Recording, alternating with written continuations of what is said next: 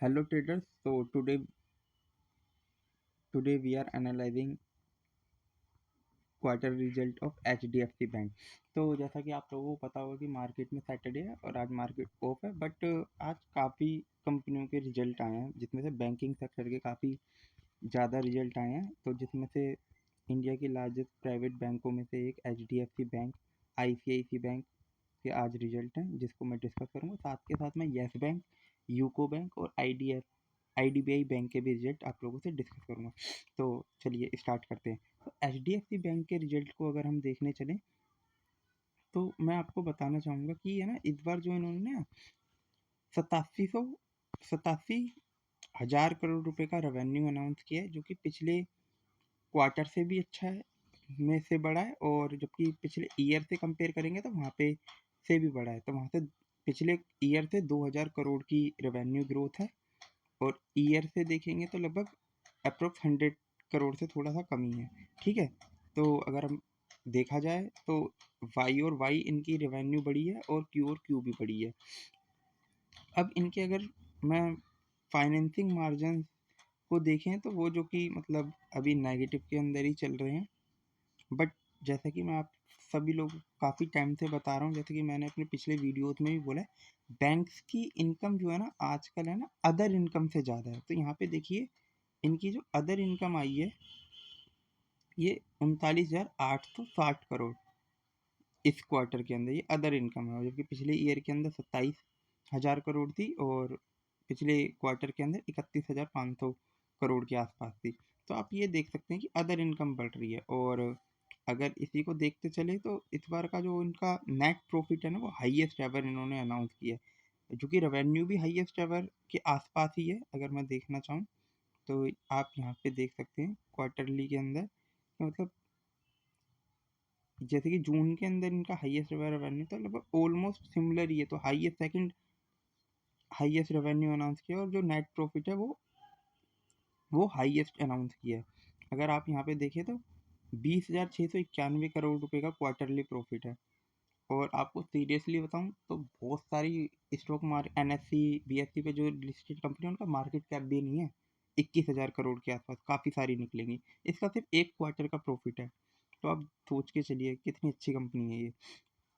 और अगर आप पिछले ईयर से कंपेयर करें, पिछले ईयर में 18,340 करोड़ का था। तो ऑलमोस्ट 2,000 करोड़ से भी ज़्यादा का इनका नेट प्रॉफिट बढ़ गया है। ठीक है, एक ईयर के अंदर, जो कि 10% से भी ज़्यादा ग्रोथ को शो कर रहा है। तो अब जो अगला इसका चार्ट पैटर्न के ऊपर चलते हैं कि इसका चार्ट पैटर्न क्या कह रहा है। ठीक है, तो इसे चार्ट पैटर्न की ओर चलते हैं। ठीक है, तो HDFC बैंक के चार्ट को देखते हैं। HDFC बैंक,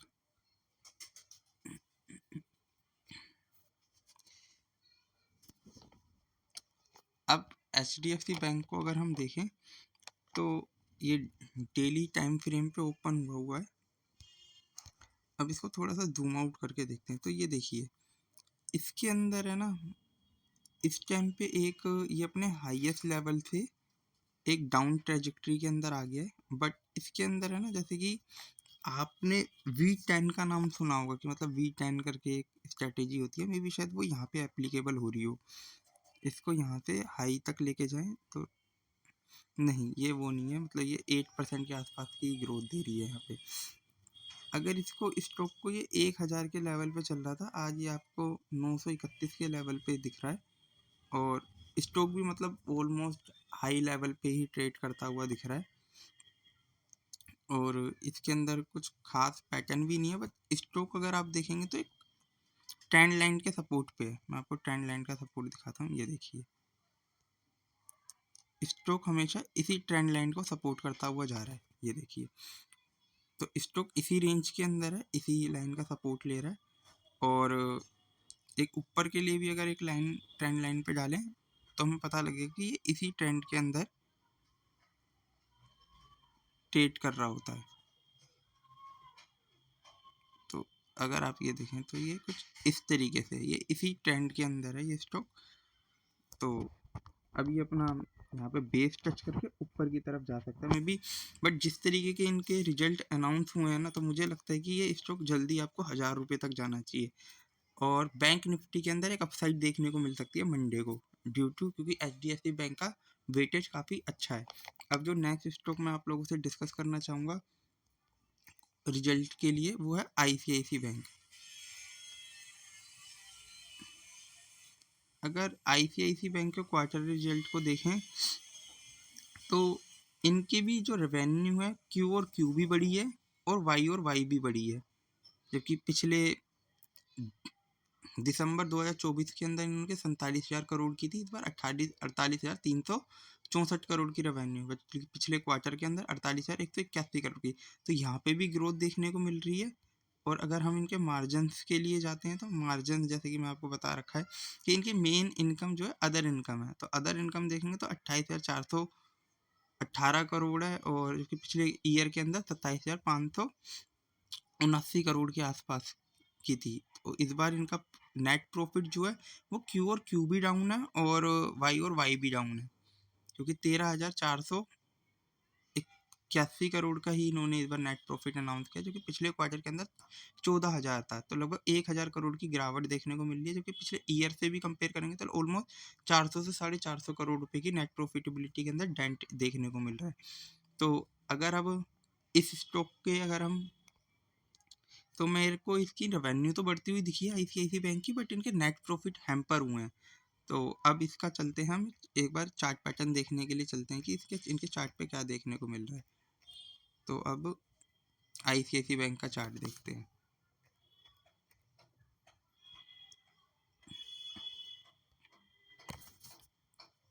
अगर हम देखें कि ये ICICI बैंक अपने 1500 के लेवल से आज 1410 के लेवल पे चल रहा है, और ये एक थोड़ा सा है ना, यहाँ पे मुझको एक है ना डब्लू पैटर्न बनाता हुआ दिख रहा है। ये मैं आपको ये देखिए, ये एक डब्लू बना दिया है यहाँ पे। अगर ये 1440 के ऊपर सस्टेन करता है तो मे बी ये ऐसा हो सकता है कि ये आपको इसी लेवल पे देखता हुआ मिले, बट थोड़े से रिजल्ट वीक हैं। और अगर हम इसका ट्रेंड भी देखें तो ट्रेंड जो है इसका, अगर ट्रेंड देखें तो ट्रेंड थोड़ा सा डाउन की तरफ ही आ रहा है। ये देखिए स्टॉक एक डाउन ट्रेंड के अंदर है, तो इस लाइन के ऊपर सस्टेन करेगा तो ठीक है, वरना हल्का सा डाउन आना चाहिए।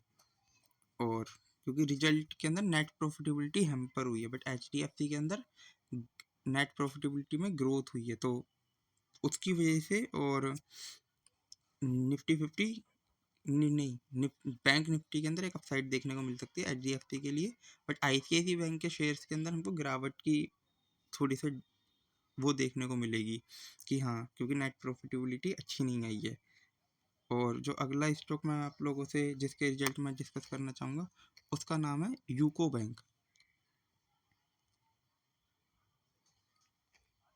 जैसे कि पूरा है ना, बैंकिंग सेक्टर इस बार बहुत अच्छे रिजल्ट अनाउंस कर रहा है। मैंने काफ़ी सारी कंपनी के रिजल्ट एनालिसिस करे, जैसे कि बैंक ऑफ महाराष्ट्र करा था मैंने एक एनालिसिस, जो काफ़ी अच्छे रिजल्ट उन्होंने दिए। आज भी मैं इन स्टॉक्स को देखता हूँ, फेडरल बैंक के रिजल्ट काफ़ी अच्छे थे। तो उसके हिसाब से मुझे लगा बैंकिंग सेक्टर मतलब अब थोड़े टाइम तक अच्छे रिजल्ट अनाउंस करेगा, तो मे बी इस इन सेक्टर के अंदर हमें थोड़ी सी पोजीशन अपसाइड के लिए देखनी चाहिए। तो यूको बैंक के अंदर भी अगर हम देखें तो, अगर हम ऑल ओवर देखें, रेवेन्यू बढ़ता हुआ ही चला जा रहा है।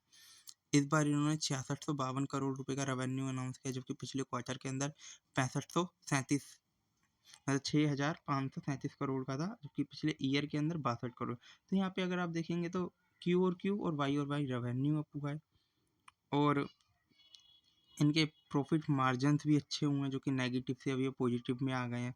4% के मार्जिन है, पिछले क्वार्टर के अंदर इन्होंने 2% के थे, और जबकि पिछले ईयर में तो -3 थे। और अगर मैं इनकी देखूँ तो इनकी अदर इनकम थोड़ी सी कम हुई है, बट इनका जो नेट प्रॉफिट हुआ है वो काफ़ी अच्छा है, वो 740 है, क्योंकि हाईएस्ट एवर।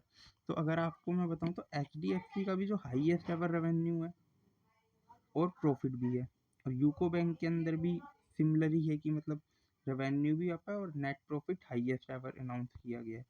तो अगर मैं इस स्टॉक का चार्ट आपको दिखाऊं ना, यूको बैंक का, तो इसके अंदर आपको इंटरेस्टिंग चीज़ दिखेगी कि ये स्टॉक अप साइड के लिए नहीं है, ये डाउन साइड में चल रहा है। क्योंकि जब मैं स्टडी कर रहा था तब मैंने कहा चलो आज ये थोड़ा अपने व्यूअर्स को बताते हैं कि यूको बैंक के अंदर क्या है।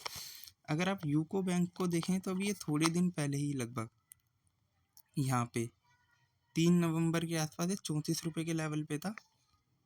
और अगर इसको थोड़ा और जूम आउट करेंगे तो ये मतलब अपने हाईएस्ट लेवल जो कि मान लीजिए 70 रुपये के आसपास था यहाँ पे, ये देखिए। तो वहाँ से आज ये आप 58% के डिस्काउंट पे अवेलेबल है ये शेयर। और अगर आप देखें जहाँ से मैंने इसको पिक किया है अपने इसके हाईएस्ट लेवल जो कि अप्रैल 2024 के अंदर थे, अप्रैल 2024 के अंदर जो इनके नेट प्रॉफिट वगैरह थे वो काफ़ी कम थे। आज तो वहाँ से प्रॉफिट भी अप है, रेवेन्यू भी अप है, बट स्टॉक डाउन है। तो अब आप ही लोग मुझे बताइए इस तरीके के स्टॉक के अंदर क्या करना चाहिए। तो इस स्टॉक के अंदर एक वैल्यू दिखती है, और अगर ये कुछ भी नहीं गया, अगर ये सिर्फ यहाँ तक भी आता है 50 रुपये तक, तो भी यहाँ से मतलब 70-75% के गेन आने की उम्मीद है। तो चॉइस इज योर, किसी भी तरीके की बाइंग और सेलिंग रिकमेंडेशन नहीं किसी भी स्टॉक के अंदर। तो चलिए अगला स्टॉक हम डिस्कस करते हैं, येस बैंक। ठीक है, अगर मैं येस बैंक के भी रिजल्ट देखूं, येस बैंक देखिए अपने टाइम पे 400-450 का स्टॉक होता था, आज 20 रुपये 23 रुपये के आसपास है और कोई पूछने वाला नहीं है। ठीक है, एक टाइम पे तो 10 रुपये का था और बैंकों को मिलके इसको बचाने के लिए आना पड़ा था। तो अब आप देखेंगे तो इस बैंक को भी 7,553 करोड़ रुपए की रेवेन्यू इन्होंने अर्न की है, जबकि पिछले ईयर के हिसाब से कम है और क्यू और क्यू अप है। ठीक है, वही इनके मार्जिन वही नेगेटिव से हैं, बट मार्जिन थोड़े से इम्प्रूव होते हुए दिख रहे हैं क्यू और क्यू में भी और वाई के अंदर भी। अदर इनकम भी अच्छी है, 1720 करोड़ की है। जैसे मैं आपको बताता हूँ कि अदर इनकम आजकल बैंक की मेन इनकम बन गई है। तो आप इनका नेट प्रॉफिट देखेंगे तो वो हाईएस्ट एवर है, तो मतलब वो मेरे को काफ़ी अच्छा लगा। और बैंक के अंदर हमको है ना नेट एनपीएस के ऊपर ध्यान रखना चाहिए। तो ग्रोस एनपीए, नेट एनपीए, तो इनका नेट एनपीए भी कम हुआ है और ग्रोस एनपीए के अंदर भी थोड़ी सी कमी है। तो 997 करोड़ का इस बार इन्होंने नेट प्रॉफिट अनाउंस किया हुआ है।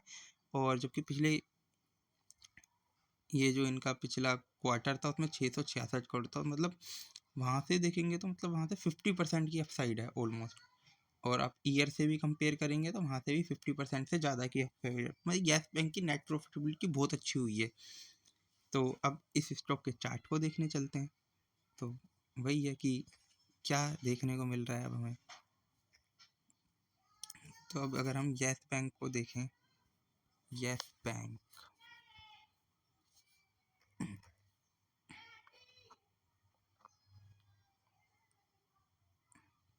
तो जैसा कि मैं आपको कहूँगा, देखो जो भी स्टॉक मैं डिस्कस कर रहा हूँ ओनली फॉर स्टडी पर्पस है, किसी भी तरीके की बाइंग और सेलिंग रिकमेंडेशन नहीं है। अगर आप येस बैंक को देखें, ये स्टॉक थोड़े टाइम पहले 32 रुपये तक था, पिछले साल 7 फरवरी 2024 को यहाँ पे अपने ये जिसने हाई बनाया था लगभग 32 रुपये के आसपास। तो आज ये वहाँ से तो डाउन है ही, ठीक है, बट इसको ऑल टाइम पे जाके देखेंगे तो ये स्टॉक के अंदर काफ़ी अच्छा एक मतलब ये स्टॉक 400 के लेवल पे था, आज वहाँ से गिरते गिरते आपको क्या बताएं कहाँ पे आ गया। तो बट अभी हाल फिलहाल के अंदर देखें तो इस स्टॉक के अंदर ये जो पैटर्न दिख रहा है ना, चलो आप लोगों के लिए ड्रॉ करते हैं।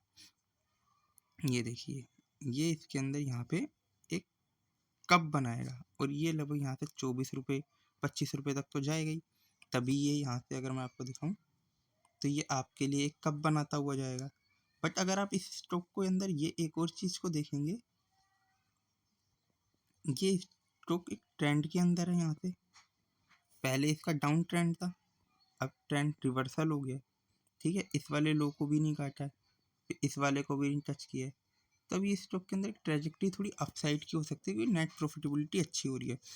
और कोई बड़ी बात नहीं है कि 32 रुपये तक के लेवल को भी टच कर दे। ठीक है, तो इस स्टॉक को भी आप देख सकते हैं। और जो नेक्स्ट स्टॉक मैं आप लोगों से डिस्कस करना चाहूँगा वो लास्ट है IDBI बैंक। तो अगर मैं IDBI बैंक को देखूँ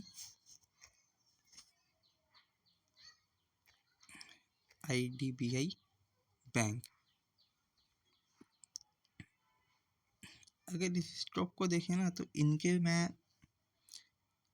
सभी बैंकिंग सेक्टर के अंदर सीरियसली बताऊं तो है ना, रिजल्ट अच्छे आ रहे हैं सीरियसली। बट एक ये कंपनी मेरे को ऐसी दिखी है अभी जिसका रेवेन्यू कम हुआ है, और बाकी सबके अंदर मेरे को रेवेन्यू अप होता हुआ दिखा है, और रेवेन्यू अप होता हुआ दिखा है, और इनका क्वार्टरली जो भी है, ईयर और ईयर भी कमी है, और क्वार्टर और क्वार्टर भी रेवेन्यू के अंदर कमी आई है। और अगर इनका जो नेट प्रॉफिट में देखूं, इनकी अदर इनकम भी कम हुई है डेफिनेटली, ठीक है। तो इसी स्टॉक के रिजल्ट मुझे नेगेटिव से दिखे अगर मैं पिछले क्वार्टर से कंपेयर करूं, जबकि इनके पिछले क्वार्टर के अंदर जो रिजल्ट थे वो काफ़ी अच्छे थे, मतलब मैसिव से थे।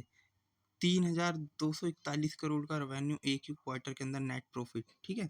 इस बार इन्होंने 1959 करोड़ का है, जबकि पिछले ईयर के अंत के सिमिलर ही अनाउंस किया हुआ है। तो इस कंपनी के मेरे को रिजल्ट थोड़े से वीक दिखे, क्योंकि जब ये अपने हर पिछले 3 क्वार्टर के अंदर 2,000 करोड़ 2,000 करोड़ 3,200 करोड़ रुपए का नेट प्रॉफिट अनाउंस कर रहे हैं, तो अचानक से 2,000 करोड़, मतलब इनकी प्रॉफिटेबिलिटी हैम्पर हुई है, और जिसकी वजह से इनका अर्निंग पर शेयर कम हो गया। अर्निंग पर शेयर कम होगा तो पी ज़्यादा हो गया, और आपको बैंकिंग सेक्टर के अंदर आपको पता होगा कि पी की वैल्यू होती है और सबसे ज़्यादा नेट प्रॉफिटेबिलिटी और एसेट क्वालिटी की। अगर आप देखेंगे तो HDFC बैंक की एसेट क्वालिटी बहुत अच्छी है, ICICI बैंक की भी वही है, और अगर आप देखेंगे तो यूको बैंक इम्प्रूव कर रहा है, येस बैंक इम्प्रूव कर रहा है। तो इस चीज़ को ध्यान रखना चाहिए। अब मैं चलता हूँ इसके चार्ट पैटर्न के ऊपर। तो अगर मैं आप लोगों से ये IDBI बैंक का अगर चार्ट पैटर्न डिस्कस करूं तो इसको देखते हैं, ठीक है। अगर इस स्टॉक को अगर मैं देखने चलूं,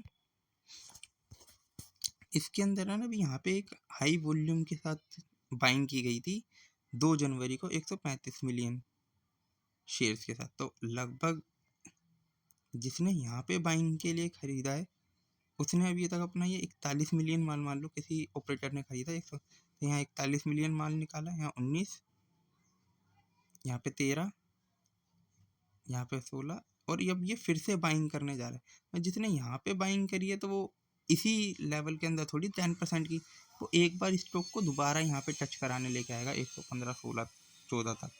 और इस स्टॉक के अंदर है ना, बेशक रिजल्ट वीक है, बट अगर आप समझिए, अगर किसी ने ऑलरेडी पोजीशन बना रखी है और उसको एग्जिट लेना है, तो अब यहाँ पे देखिए इसके अंदर कप और हैंडल पैटर्न है।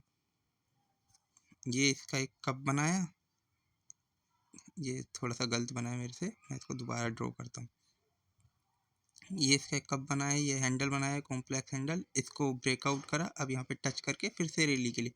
तो मतलब इसके अंदर जो अपसाइड बनेगी ना, वो ये 104 के ऊपर 118 तक के लेवल बनते हैं।